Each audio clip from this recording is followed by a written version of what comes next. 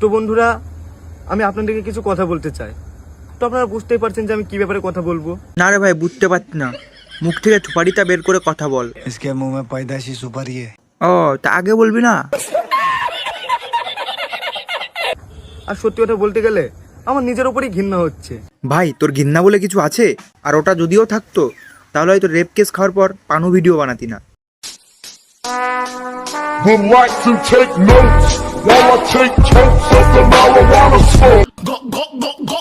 আর কিছুদিন ধরে আমার একটা ভিডিও খুব ভাইরাল হচ্ছে। আর সেই ভিডিও দেখার পর আপনারা অনেক গালাগালি করছেন, আমার ভিডিওতে এসে অনেক খারাপ খারাপ কমেন্ট করছেন, যা নাই তাই বলছেন। ঠিক আছে, আমারে ক্ষমা করে দাও, ক্ষমা করে দাও আমারে। বাড়া, আমার বালে যাবে না তোর কাছে ক্ষমা।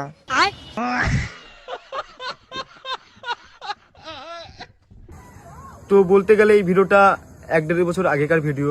ওরে আমার হুদুল কুতকুত, 1-1.5 বছর মারাচ্ছিস? তোর বয়সই তো 1-1.5 বছর, তুই এবার বলছিস ভিডিও 1-1.5 বছর আগে। পাবলিক গো বোকা শুধু ভাবছোস? বাড়া, পাবলিকে এমন গাড় মারবে না, কালা পোদ আরো কালা হয়ে যাবে।